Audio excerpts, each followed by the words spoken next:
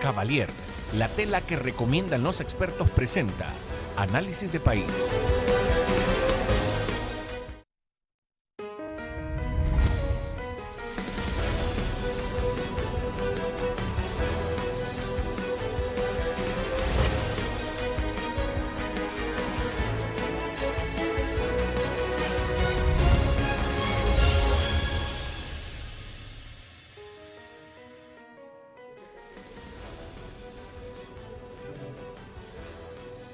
Gracias por estar en sintonía total de Canal 29 y por supuesto en Análisis de País. En esta oportunidad estamos a punto de iniciar un tema muy pero muy importante, en donde desde luego vamos a estar conversando sobre un tema que tiene que ver con el salario mínimo acá en El Salvador. La semana pasada el Consejo Nacional del Salario Mínimo, en la representación gubernamental y de los trabajadores, aprobaron una nueva tabla de este salario, el cual pretende ser un alivio y quizás, como lo dijeron anteriormente, el mejor regalo de Navidad que se le pudo haber dado a todos los trabajadores. Sin embargo, la empresa privada se opuso no al incremento, sino más bien al proceso o a la forma en cómo se aprobó este nuevo salario mínimo, por lo cual ya hay una demanda de inconstitucionalidad ante la Corte Suprema de Justicia y vamos a esperar en cuánto es lo que resuelven ellos, o si lo resuelvan de manera express o si se van a tardar bastante tiempo para poder justamente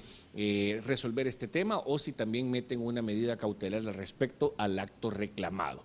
Por eso mismo, y sobre todo también sobre las finanzas públicas del Estado, sobre también la no aprobación del presupuesto por parte de los diputados de la Asamblea Legislativa, entre otras cosas, vamos a conversar con el invitado de hoy, que es por supuesto gracias a Cincatex, y para ello le damos la bienvenida a Danilo Pérez, y para ello vamos también con la presentación.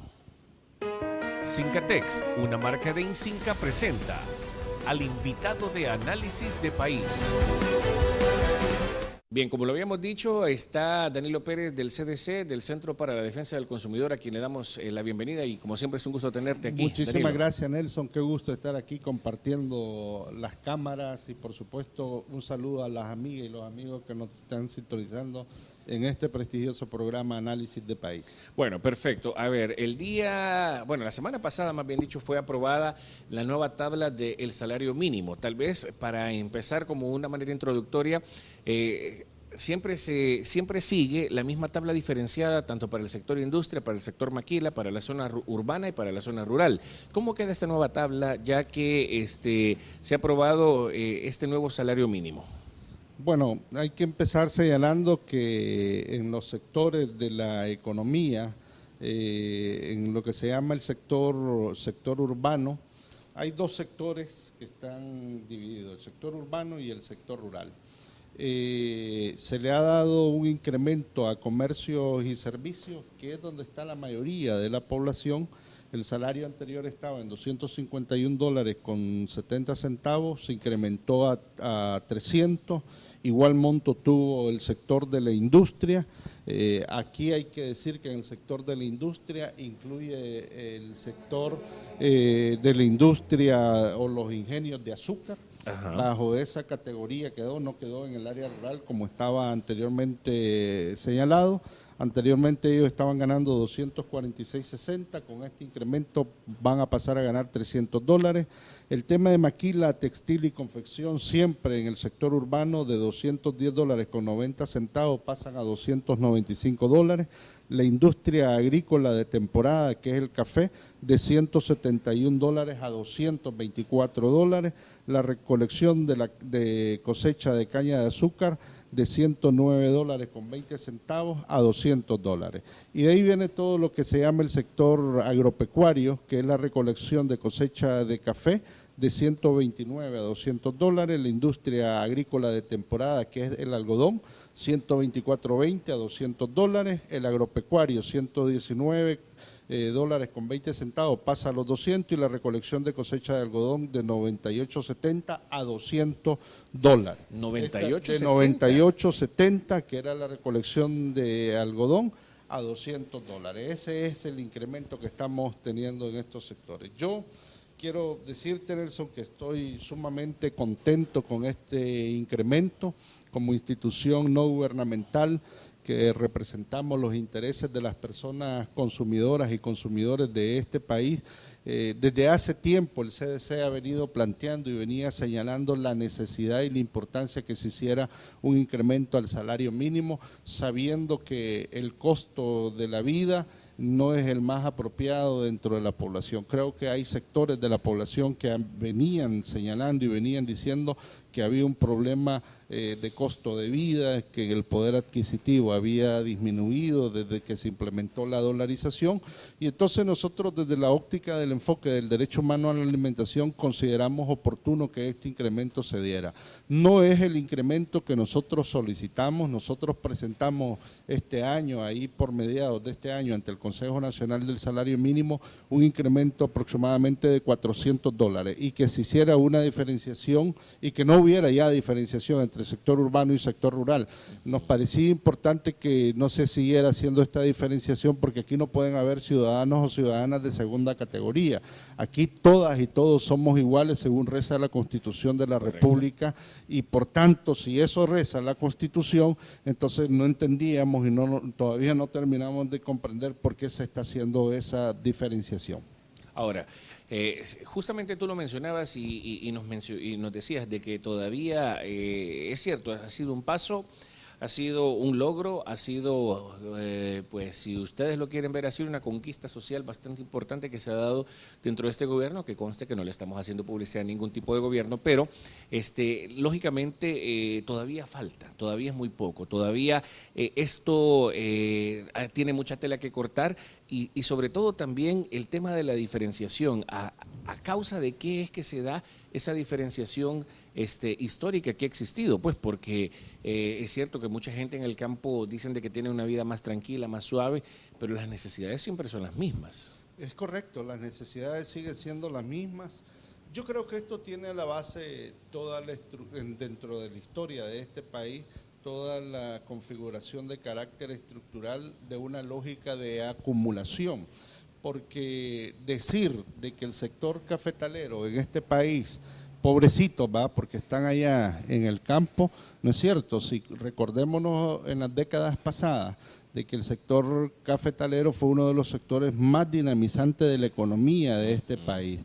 Hay que tener presente que dentro de esa estructura histórica de los ricos, de los que vinieron acumulando la riqueza, hoy por hoy, al día de hoy, estamos hablando que más o menos unas 160 familias están acumulando un capital de $21.000 millones. $21.000 millones no se hacen de la noche a la mañana. $21.000 millones es una acumulación histórica del capital. Y quienes han permitido y permitieron la acumulación de este capital, pues sencillamente son los trabajadores y trabajadoras que con esos salarios indignos que se les ha estado pagando, pero que han estado elevando la productividad, que han estado elevando las ventas de industria, del sector empresarial, etcétera, son los que permitieron, como dijo, la acumulación. Y esa es la realidad de lo que ha pasado en este país como base de carácter histórico de lo que ha sucedido. Hay un estudio muy interesante que ha sacado un profesional de la UCA, hablando precisamente de la historia de la composición de la acumulación del capital en este país. Y yo creo que no hay que perder de vista esa historia de la acumulación del capital. Las causas que conllevaron a la guerra en este país precisamente estuvieron a la base de la cuestión económica, sí, más que cuestiones políticas, etcétera, fueron el problema de la situación económica de este país. Y a pesar de que se firmaron los acuerdos de paz, todavía el problema económico no se ha resuelto. Entonces, sí consideramos que este aumento, este incremento es un parteaguas para mostrar de que en efecto debe haber un cambio fundamental, y hacia esos cambios son los que debe avanzar El Salvador. Bueno, y sobre todo también aquí creo que es una de las cosas que es bueno resaltar cuando hay resoluciones en contra del gobierno o cuando hay resoluciones que favorecen a ciertos grupos privilegiados, que es la institucionalidad del país. Yo creo que aquí está funcionando, desde ese punto de vista, está funcionando bien la institucionalidad, porque hubo un consenso, hubo la oportunidad de poder exponer y de escuchar a todos los participantes, que al final alguien se haya retirado, de lo cual vamos a hablar más adelante, pues eso ya eso, como dicen, son otros 100 pesos, pero de que está funcionando la institucionalidad del país, creo que sí está funcionando, por lo menos en ese sentido. Sí, y bueno, y miren, ¿y quién se va a oponer a este incremento al salario mínimo? Este año precisamente la ANEP, porque la propuesta de la ANEP, hay que decírselo a la gente, la propuesta de la ANEP era que en el sector agricultura y ganadería se diera un incremento de 20 centavos de dólar por día. Eso es lo que le estaban diciendo a la gente. Esa era la propuesta que había llevado. 20 centavos de dólar por día. 20 centavos de dólares por día. La maquila textil y confección 33 centavos, la industria 37 centavos y el sector comercio y servicio 40 centavos. Dicho en otros términos, estos aumentos son risibles. Es una situación que yo creo que es bastante indigna, que en una situación económica como la que hemos estado señalando y que los mismos empresarios, sobre todo los aglutinados en la ANEP, han estado diciendo que les preocupa la situación social de este país, yo no me explico, no comprendo cómo diciendo eso, a la hora de los que hubo, a la hora de la verdad, no están generando precisamente las condiciones necesarias para empujar un desarrollo social en este país. Todos los indicadores macroeconómicos que estamos viendo en este país nos están señalando y nos están indicando que hay crecimiento económico, aunque sea bajo. Sí. Aunque sea bajo, sí, pero después de 16 años, pero eso hay que decirlo también, después de 16 años El Salvador tiene unas tasas de crecimiento importantes. Sí. Entonces, si hay crecimiento económico en materia macroeconómica, la pregunta es, bueno, ¿y a dónde se está quedando el dinero? En la gran empresa. ¿A dónde? Entonces, claro, en la gran empresa. Entonces la gente creo que está con el desánimo, con la desesperanza, con la desilusión que la situación económica no cambia, Nelson. Esa es la realidad. Y por eso es que es importante que un actor fundamental como es el gobierno, el ejecutivo, vea por el Estado. Y en ese sentido se tienen que empujar esos cambios. No es posible y no es adecuado que estemos en el país en la misma estructura de hace siglos o de hace ya muchísimos años. No es adecuado. Creo que es importante que se generen los cambios. Y esto no hay que verlo con una lógica, como algunos empresarios lo han estado diciendo, de que hay que generar una confrontación de clases sociales. Esto no es un asunto de confrontación de clases sociales. Esto es un asunto de justicia. Esto es un asunto de dignidad y que por tanto se tiene que empujar de esa manera. Ahora, esta tabla que se estaba manejando hasta hace poco, hasta la semana pasada, ¿desde hace cuánto tiempo más o menos estaba aquí en el país? O sea, el último aumento al salario mínimo creo que fue quizás hace unos 10 años, quizás. Sí, más o menos. La lógica de la historia del salario mínimo, si vemos el urbano y el rural, aproximadamente hay lógicas de acumulación de que no han habido incrementos sustanciales en 16 y en 18 años, para que la gente también tenga esa idea. Estamos hablando de muchísimos años, porque el último incremento que se dio, pero que no es significativo, es el que se hizo con el gobierno de Mauricio Funes. Que fue el 4%. Fue apenas el 4% y que fue una lógica de acumulación y que primero un 4%, después el otro 4% y así se trajeron a la población trabajadora. Yo creo que por eso es importante que este paso se haya dado. Qué bueno que los distintos sectores y actores de la sociedad civil se han pronunciado. La Iglesia Católica, a mí me sorprende y hay que admirarlo y decirlo, el arzobispo de San Salvador, con contundencia, con fuerza, hablando y además recibiendo ataques. Que eso es otra cosa, bueno, recibiendo ataques de empresarios, una cosa que no es adecuada.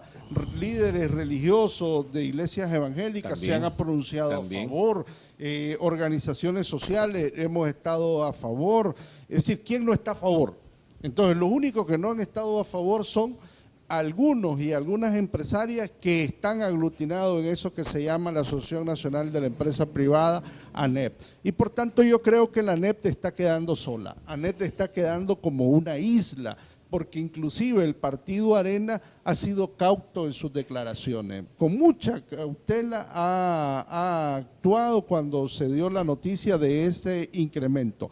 Ahora se está pegando un poco a la ANEP en el sentido del vicio de forma y no de fondo, porque están diciendo que no es que estén en contra del incremento al salario mínimo, sino la forma. Yo creo que aquí no hay que estar dorando la píldora. Aquí yo creo que lo que hay que estar haciendo es más bien ver de qué manera se sostiene este incremento al salario mínimo. Todos los datos que se han analizado, que hemos estado en ese análisis económico, nos dicen que El Salvador está en la capacidad para incrementar el salario mínimo. Bueno, y sobre todo también que por ley El Salvador cada 3 años tiene que hacer revisión de este salario mínimo y cabal, tú lo mencionabas al respecto, se tenía como alrededor de 18 años de no tener un incremento sustancial y sobre todo también los que sí han tenido sustanciales ganancias han sido la gran empresa. Eso básicamente no lo vamos a negar. Y es más, también estaba viendo en un noticiero internacional acerca de sectores que en Latinoamérica habían crecido y justamente los dos países que habían crecido principalmente en el rubro de la exportación de azúcar han sido Guatemala y El Salvador. Así es que yo creo que sí están las condiciones, sí hay la oportunidad para poder darle a la población un salario digno que se merezca, pero que sobre todo todavía no corresponde a la realidad nuestra del país. Sí, no corresponde, es una cuestión proporcional. El próximo año, bueno, todavía estamos en el 16, en el 2018 va a haber otra revisión, ojalá que vayamos en esa perspectiva. Yo me acuerdo que cuando se estuvo discutiendo el plan de gobierno, el plan quinquenal de desarrollo del gobierno, una de las metas que está establecida por este gobierno era mejorar la calidad de vida de la población.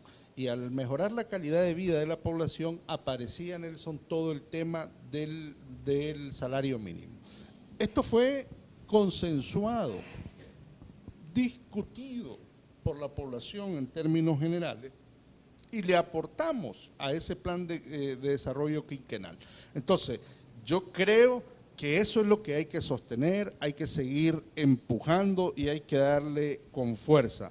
Mira, aquí hay un dato que me parece importante en medio de esta discusión, porque yo escucho a algunos empresarios que uno los ve, los quedaría viendo, los escucha y dice, pobrecito, a empezar, como que no hubiera, como que si aquí no hay recursos. Yo sí les puedo decir que sí, aquí hay recursos. Imagínense ustedes que los principales destinos de la inversión que están haciendo las empresas salvadoreñas en este país, oigan los países y los montos, se está yendo a Luxemburgo 604 millones de dólares, se ha ido a Bermuda con 347 millones, a Irlanda 335 millones, a Holanda con 320 millones, a New Jersey con 112 millones. ¿Cómo ha crecido la inversión de El Salvador desde el año 2001? La inversión privada. La inversión privada, ¿cómo ha crecido en estos países? En Holanda, las veces que ha crecido, 353 veces desde el año 2001.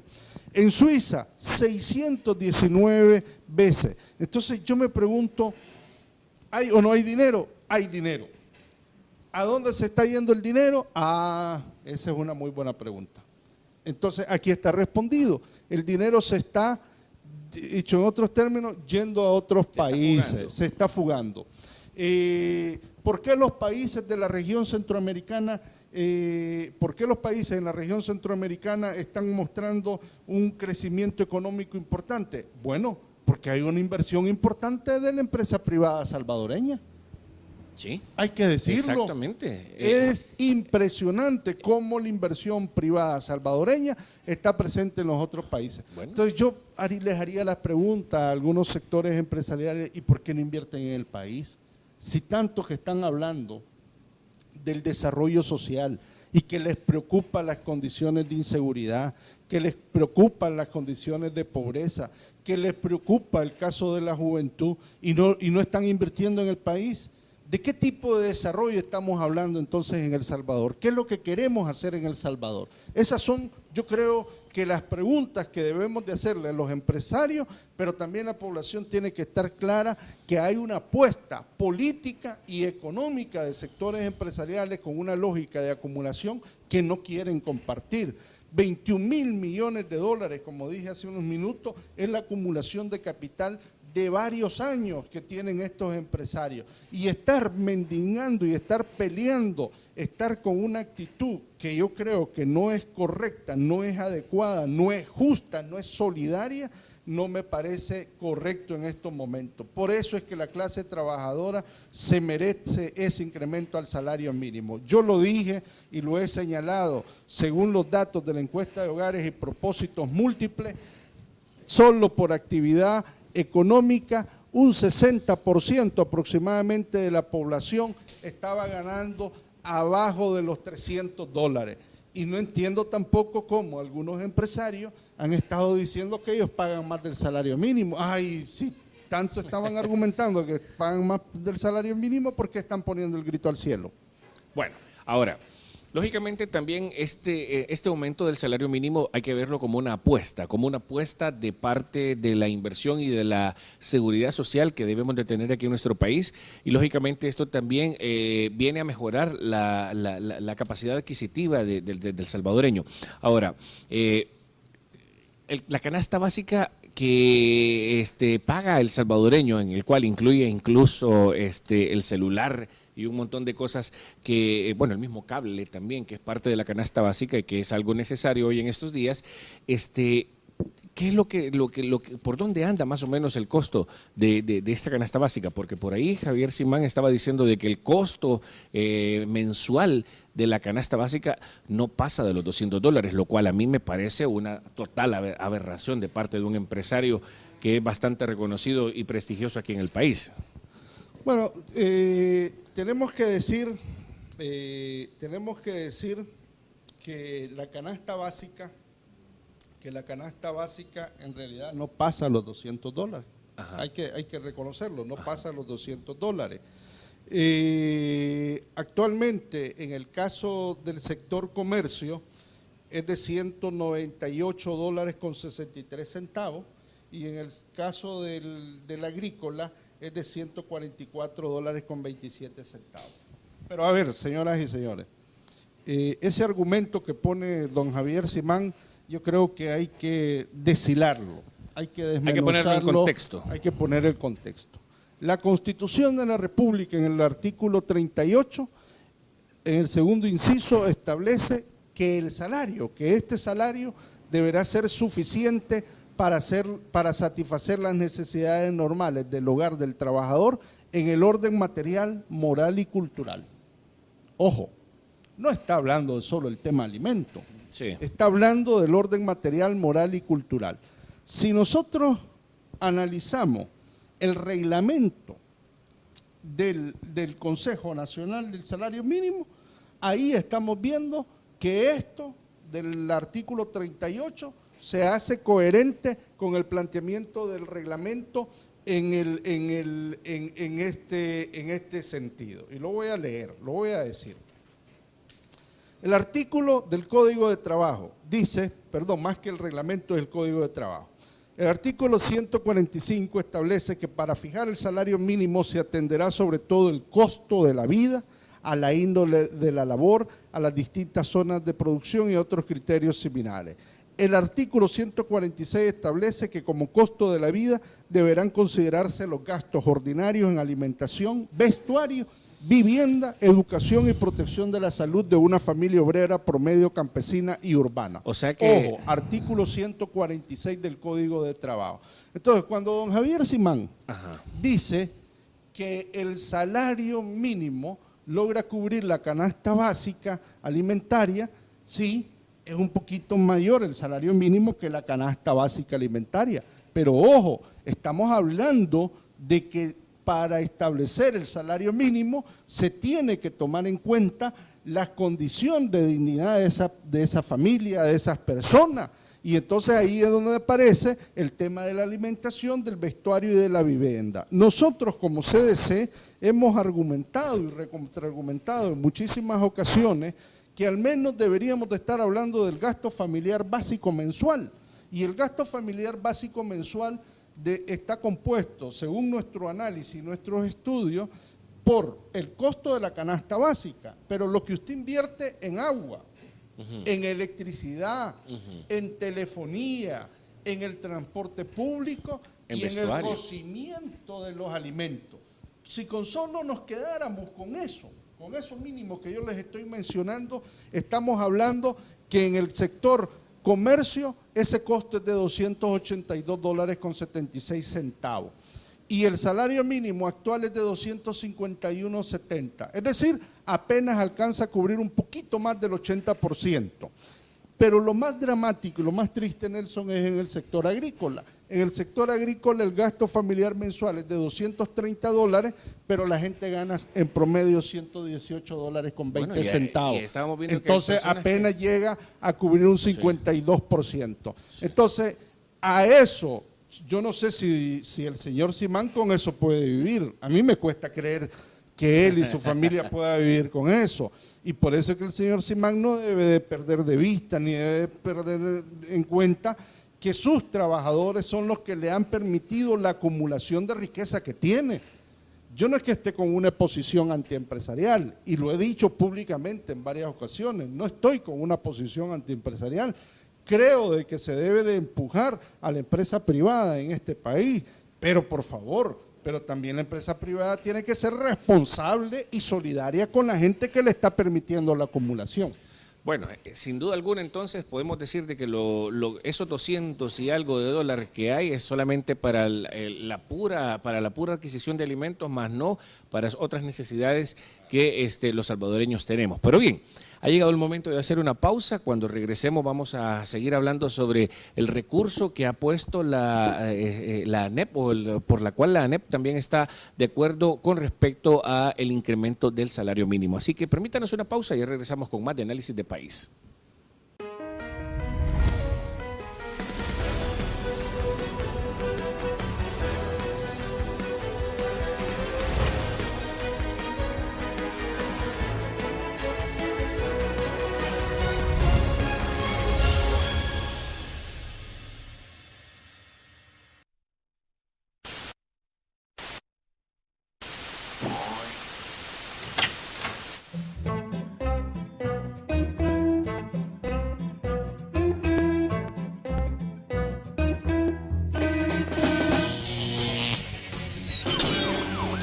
Usted no tiene que arriesgar su vida ni su situación legal para disfrutar la mejor televisión.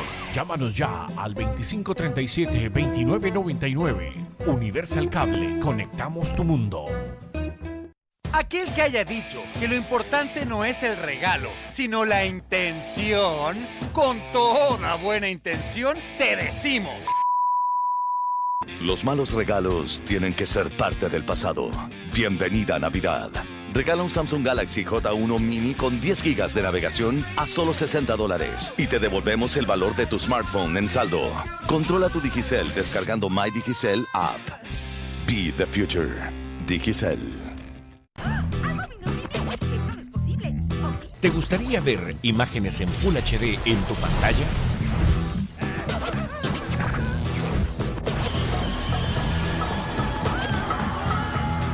¿Te gustaría escuchar una mejor calidad de sonido?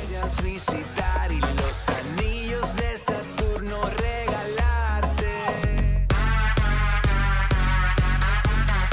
Quiero que se repita la ocasión. Quiero que tú repitas tu movimiento. Entonces, ¿qué esperas? Reserva ya tu caja digital llamando a nuestro nuevo call center 2537-2999 y disfruta de contenidos exclusivos. Bienvenidos a la era digital. Universal Cable. Conectamos tu mundo. Pensando en tu comodidad, bienestar y facilidad, ahora también ya puedes realizar tus pagos de Universal Cable por medio de la cuenta de Scotiabank, número 293 70 0436 para que te mantengas al día con tus cuotas. No olvides que también puedes abonar en nuestras instalaciones, ubicadas en Avenida Quirino Chávez, número 57, Apopa. Manda la copia de tu pago a los siguientes correos o envía una fotografía al WhatsApp 7396-2109. Universal Cable, conectamos tu mundo. Cincatex, Cavalier y Canal 29 te regalan cortes de tela para que te hagas tus trajes y vestidos en este 2016. Lo único que tienes que hacer es estar pendiente de la fanpage de Alto Voltaje y Vimix Night y contestar a las preguntas y dinámicas que se hagan en La Toga y Fashion Tips de Alto Voltaje y en el reportaje de Vimix Night para que te puedas ganar tu corte de tela gracias a Cincatex y Cavalier. Cincatex, la tela como debe ser, y Cavalier, la tela que recomiendan los expertos, dos marcas de Incinca.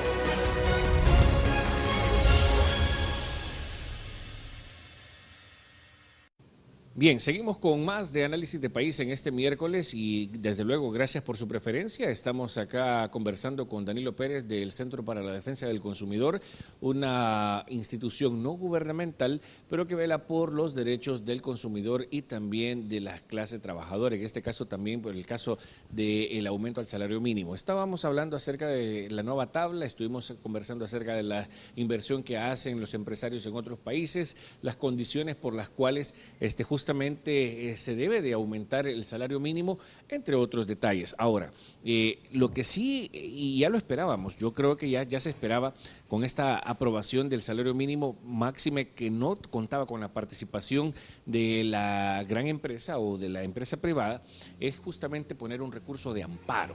Y este recurso de amparo en la Corte Suprema de Justicia, específicamente en la Sala de lo Constitucional, es justamente al procedimiento que se ha seguido para poder aumentar el salario mínimo y no tanto a la cantidad.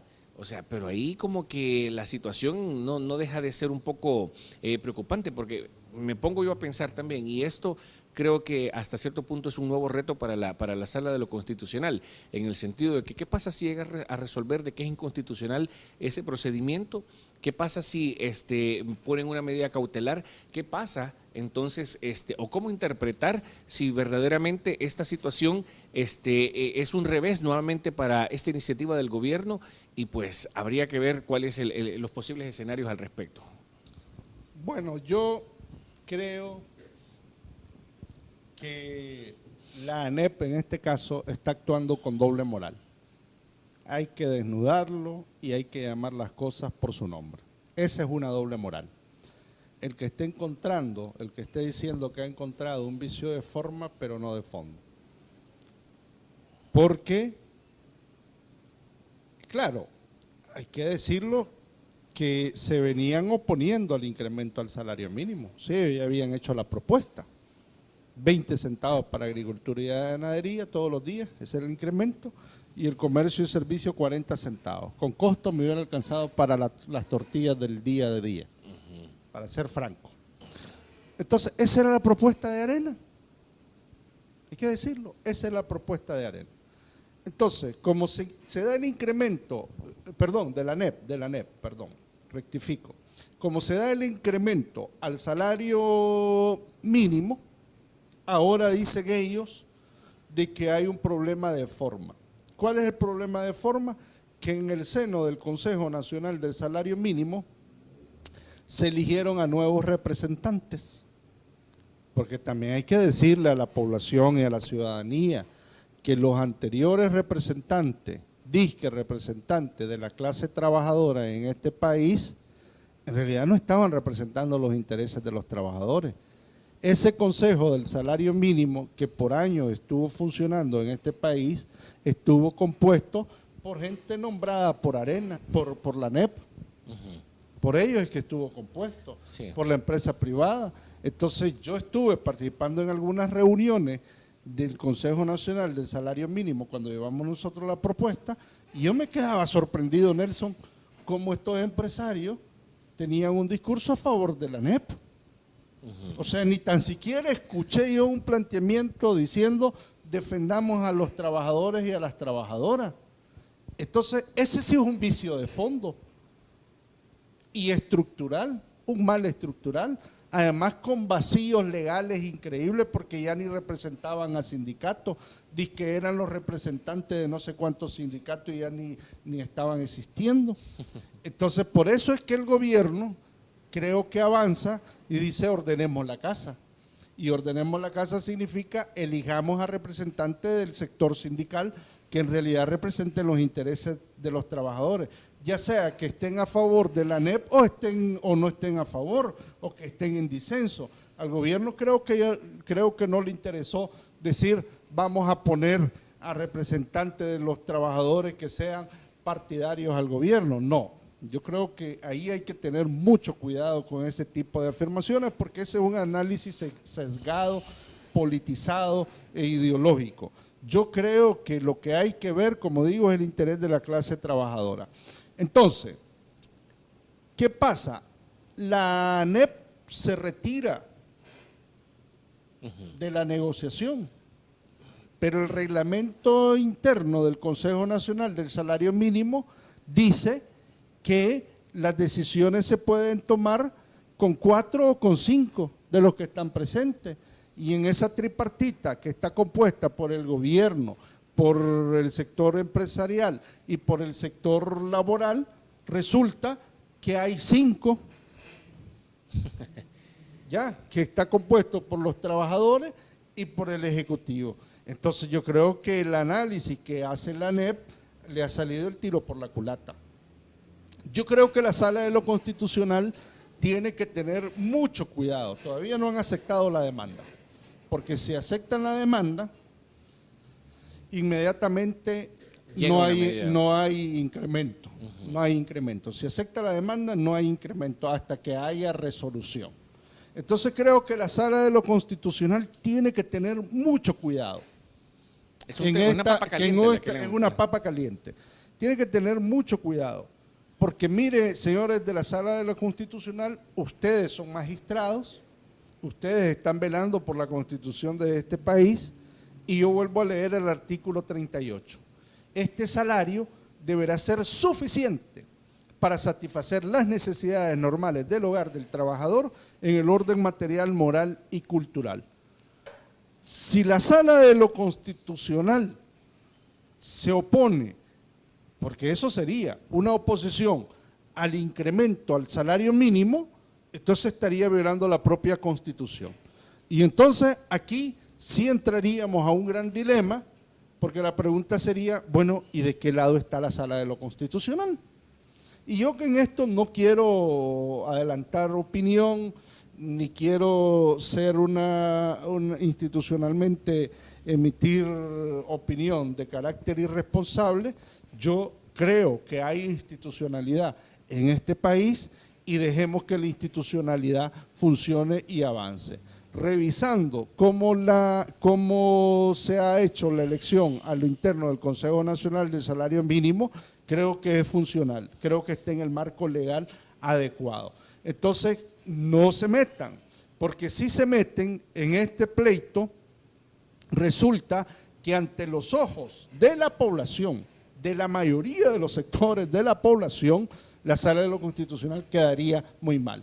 Por eso es que yo estoy diciendo que la ANEP está quedando como una isla. Lo dije en un programa. ANEP parece una cabra sola en montaña.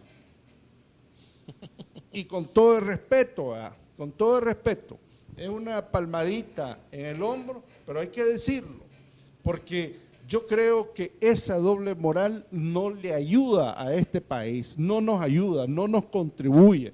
Entonces tenemos que ser responsables en este tipo de decisiones. Si tanto estamos hablando de desarrollo social, esta es la hora de pensar por el pueblo salvadoreño y por mejorarle las condiciones, porque lo que van a supuestamente ustedes a ganar, lo van a recuperar con el consumo.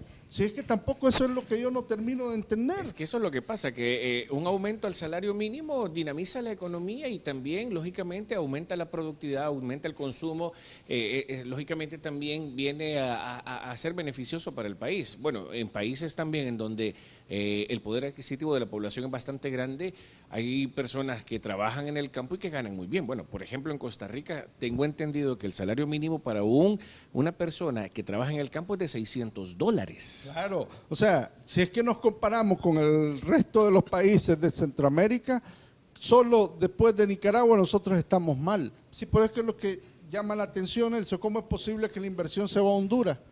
Sí. Ellos critican acá y dicen que el problema de inseguridad, ¿y Honduras a dónde lo deja? Bueno, y no Si solo las eso. condiciones de Honduras son distintas. Se van allá a hacer inversiones, pero están pagando más salario allá que lo pudiera pagar a un hermano o una hermana salvadoreña. Entonces, esas son las contradicciones. Entonces, yo termino preguntándome y digo, ¿será que más bien aquí hay una apuesta política de que este modelo, que este gobierno fracase? O sea, no invertir para que este país todos nos terminemos de descomponer. Si es esa la apuesta, qué lástima, porque entonces sí vamos a ir de mal en peor. Y yo creo que nuestro Salvador no se merece eso. Ahora, pongamos otro escenario también, y porque aquí hay que ser justos y balanceados. Estamos hablando acerca de la gran empresa, estamos hablando también acerca de los grandes negocios, pero también, lógicamente, aquí entran, y yo lo veo así, no sé si tú compartes esta opinión. Dentro de la empresa hay gran empresa, hay mediana empresa, hay pequeños y microempresarios. Entonces, ¿qué pasa con estas personas que tienen su tallercito de 2, 3, que les pagan sus $250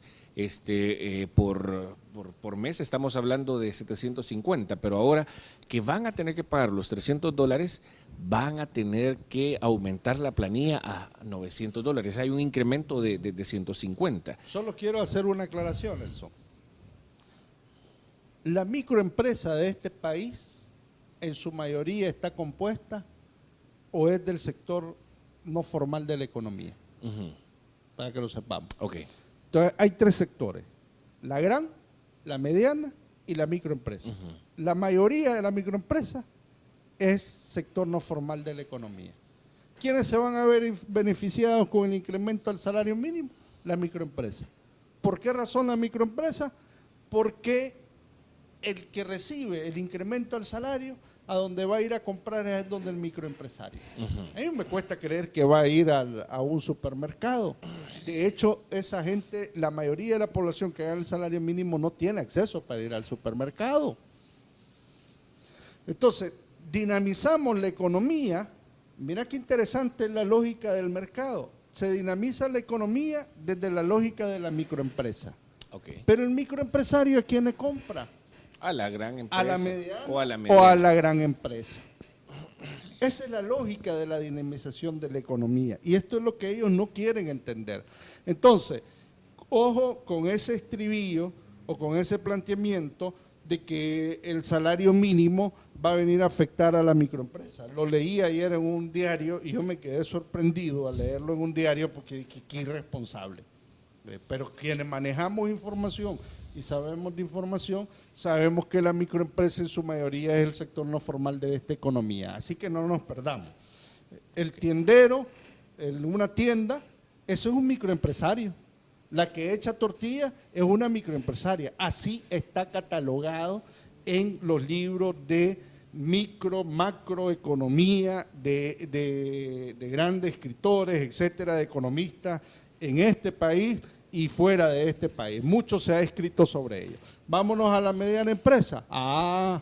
Hablando de la mediana empresa, entonces estamos hablando de una lógica de capital más importante.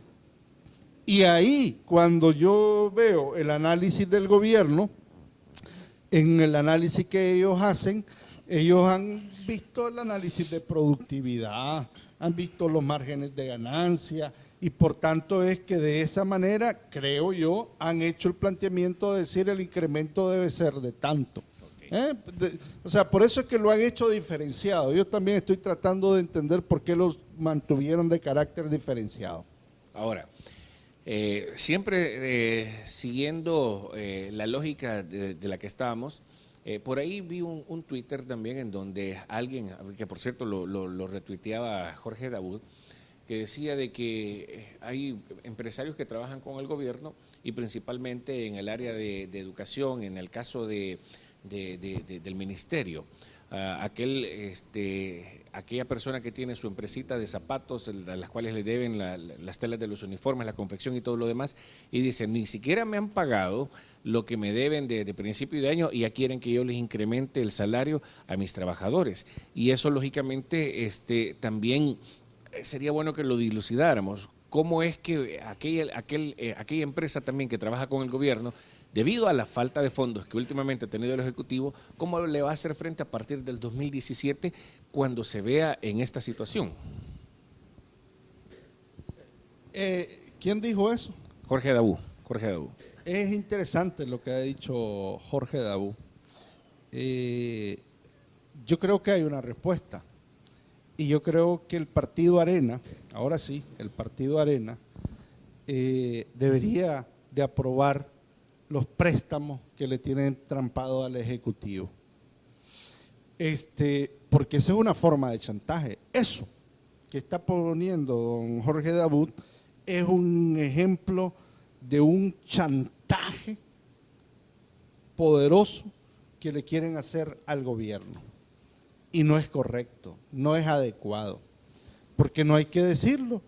El gobierno en este momento se encuentra en una situación financiera complicada por el tema de los préstamos, por el tema de los bonos, por el tema de los letes, bueno, por la de lo que es la deuda del sector público no financiero en materia fiscal, etcétera. Entonces, y yo creo que deberíamos de hablar un poquito, al menos en unos minutos, en este tema. Miren, yo creo que ayer, por ejemplo, la Asamblea Legislativa no le aprobó un préstamo a ANDA. Yo me pregunto aquí en Apopa, ¿cuántas familias no están sufriendo todavía con el problema del desabastecimiento de agua potable? Aunque el Ejecutivo ha dicho, la otra vez escuchaba al presidente de ANDA decir que la situación ya se había normalizado, nosotros con las asociaciones de consumidores vemos que no se ha normalizado. Y esto no es una crítica al gobierno, esto es una realidad.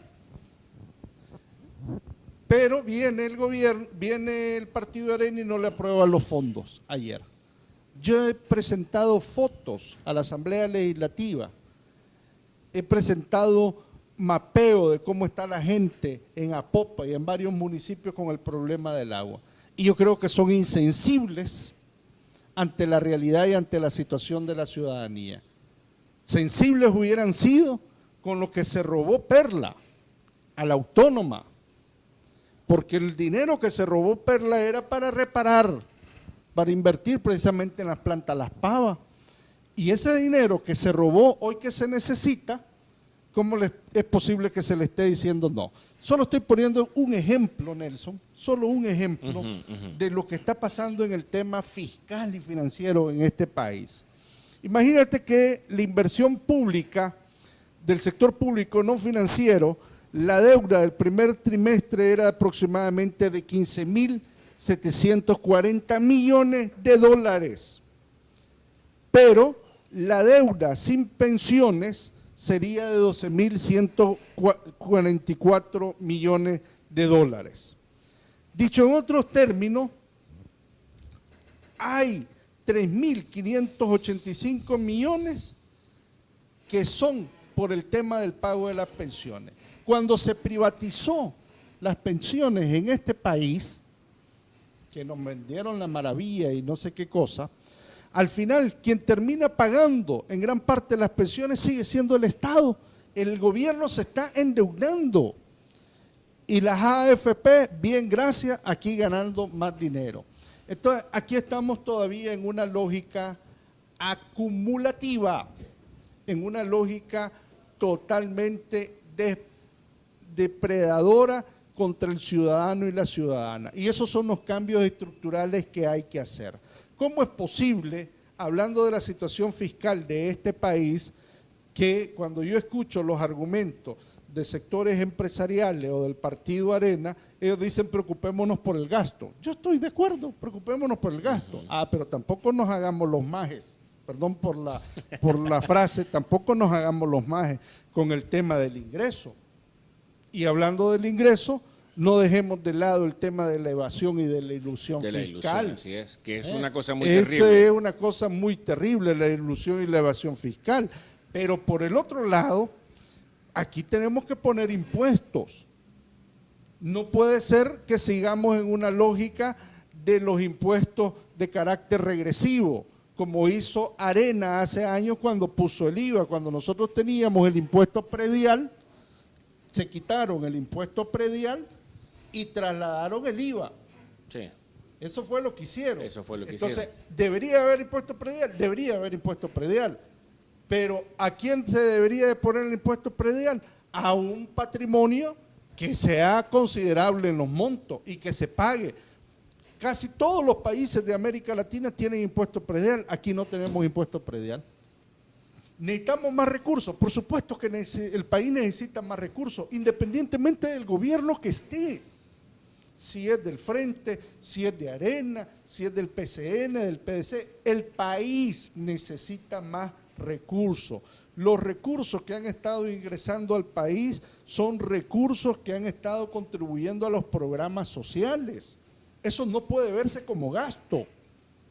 Si no metiera inversión el gobierno, como se ha metido la inversión, sin duda alguna las condiciones de pobreza serían mucho más dramáticas. Y El Salvador, hay que decirlo, que yo he participado en varios foros internacionales, El Salvador está destacando en varios elementos de estadística en materia social. Entonces, El Salvador está siendo ejemplo, Nelson, en sus esfuerzos. Yo me quedé sorprendido, la otra vez participé en un evento que me invitó la FAO y el Ministerio de Educación, y resulta que el primer país de los 13 países de América Latina en haber sacado de su bolsillo, del fondo propio de la nación, para el tema de promover los huertos escolares, la alimentación saludable, fue El Salvador. Pero aquí lo satanizan, eso lo satanizan. Es que ese es el tema. Entonces, ¿de qué tipo de gasto estamos hablando? Por eso es que yo estoy hablando de la doble moral. Entonces, yo creo que eso no puede estar siendo satanizado. Entonces, estamos con dos lógicas distintas. Sí. Y entonces, si estamos con dos lógicas distintas, alguien tiene que ordenar la lógica. Y a quien le corresponde es al Estado, al gobierno. Y el gobierno tiene una constitución de la República y su brújula le dice, tiene que velar por el bien común, tiene que velar por el bienestar de la población, por los derechos humanos, etcétera, etcétera. Y eso es lo que se está tratando de hacer, pero yo creo que no han terminado de comprender y de entender que es una lógica que lo que busca es contribuir con la población. Y ahí es donde yo creo que se deben de poner los intereses, Nelson, de poner los intereses políticos partidarios y pensar en una agenda de nación. Y creo que no se está pensando en agenda de nación. Bueno, nos vamos a la última pausa de este espacio, en esta plática que hemos tenido en esta mañana de miércoles con Danilo Pérez del CDC, del Centro para la Defensa del Consumidor, y al regresar vamos a estar justamente conversando, o más bien dicho, dando las palabras finales de este espacio que ha estado más que muy, pero muy, muy educativo. Nos vamos a la pausa y ya regresamos.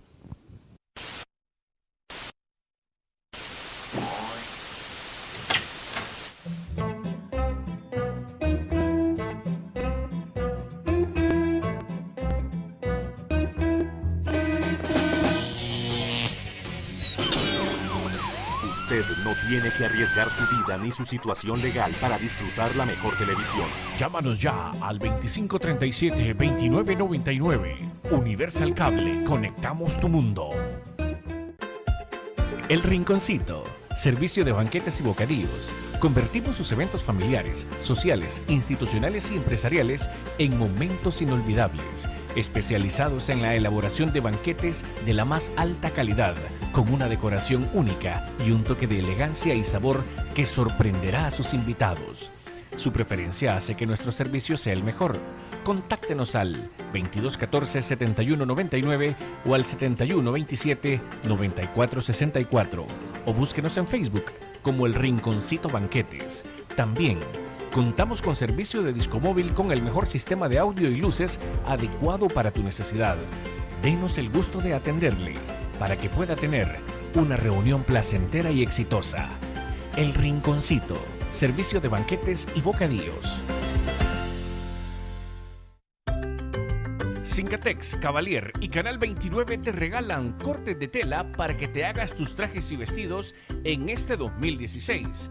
Lo único que tienes que hacer es estar pendiente de la fanpage de Alto Voltaje y Vimix Night y contestar a las preguntas y dinámicas que se hagan en La Toga y Fashion Tips de Alto Voltaje y en el reportaje de Vimix Night para que te puedas ganar tu corte de tela gracias a Cincatex y Cavalier. Cincatex, la tela como debe ser, y Cavalier, la tela que recomiendan los expertos, dos marcas de Incinca.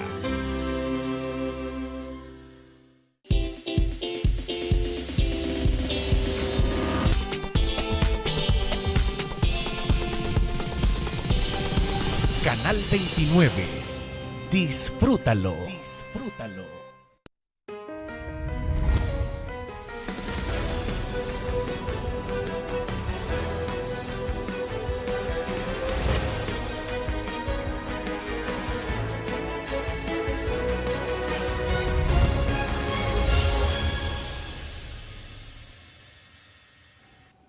Bien, gracias por acompañarse de Canal 29 de Análisis de País. En esta oportunidad hemos estado conversando con Danilo Pérez del CDC, del Centro para la Defensa del Consumidor, sobre el incremento al salario mínimo, sobre la situación fiscal del país, sobre los préstamos, la no aprobación del presupuesto general de la Nación para este 2017, pero también es muy importante hablar sobre algo que es algo muy importante y que sobre todo también es una cultura que se debe de empezar o que se debe de seguir, más bien dicho, según sean las circunstancias. El CDC está abierto para recibir cualquier tipo de denuncia ciudadana en cuanto a los atropellos al consumidor y a la ciudadanía, ¿verdad? Sí, estamos abiertos a dar asesoría jurídica, orientación jurídica. Nos pueden llamar al 22 22 11 22, es fácil de aprenderse el número, 22 22 11 22.